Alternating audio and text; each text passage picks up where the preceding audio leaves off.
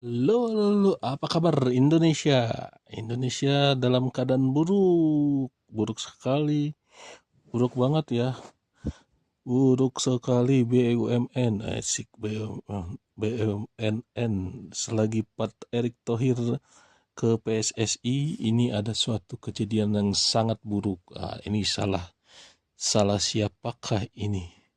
Depo atau terminal bahan bakar minyak ya, Pelumpang Koja, Jakarta Utara milik PT Pertamina Persero mengalami ledakan. Gila, ledakan pada Jumat malam tanggal 3 Maret ya, 3 Maret 2023. Saat ini kejadian kebakaran hebat itu masih diinvestigasi. Ini gimana bisa meledak ya? Terungkap sebelum cerita, warga sebelum ledakan di depo pelumpang Pertamina mengalami ledakan. 20 detik nih, seorang warga Pelumpang bernama Jamaluddin mengisahkan bahwa sebelum terjadinya ledakan pada saat itu cuaca di wilayah memang sedang hujan. Waduh, kok hujan malah terjadi ledakan ya?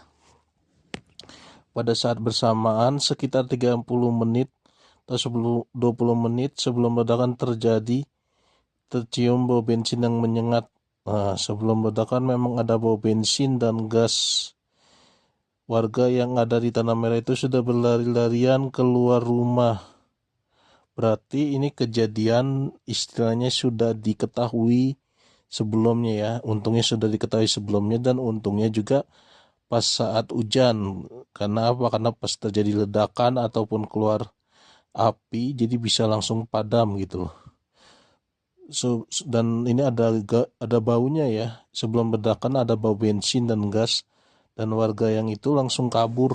Ada langsung berlarian ya selang berapa makanya ada jarak khusus antara eh, pabrik-pabrik yang bisa mengalami ledakan besar atau pabrik-pabrik yang bisa jadi dalam waktu singkat tuh terjadi kebocoran atau kerusakan yang fatal. Warga itu yang sekitar tuh bisa segera menjauh gitu loh, dan selang beberapa waktu kemudian bom baru meledak. Nah, itu ada ledakan. Jadi waktunya cepat ya. Kurang lebih sih 10 menit ya kalau dalam cerita ini.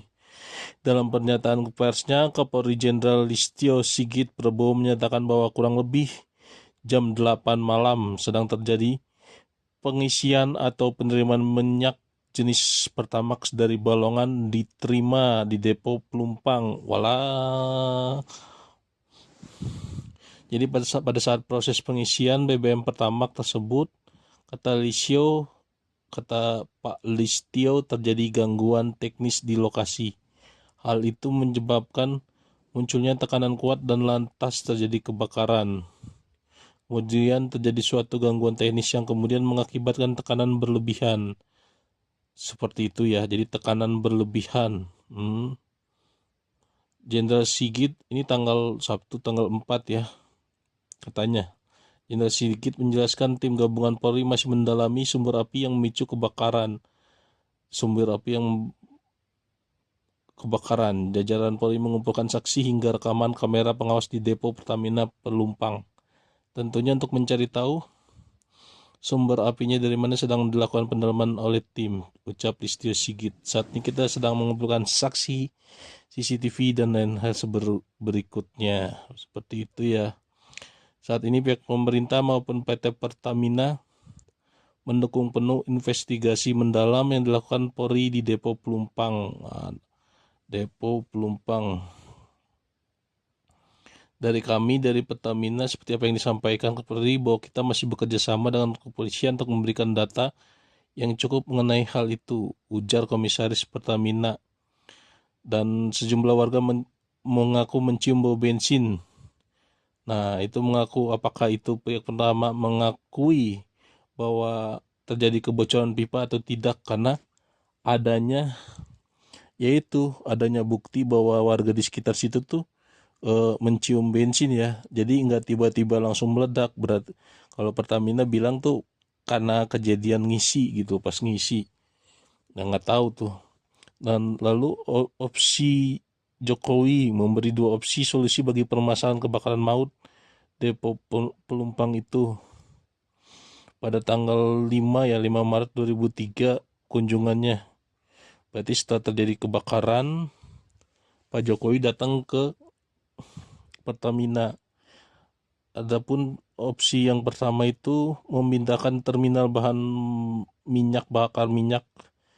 Bisanya adapun ada 2 opsi solusi yang disebut Jokowi antara lain relokasi warga. Nah, ini relokasi warga di sekitar depo Pertamina atau memindahkan terminal bahan bakar minyak. Bisa saja penumpangnya digeser ke reklamasi atau penduduknya digeser direlokasi. Dan jadi itu ada 2 pilihan. Ada yang pertama itu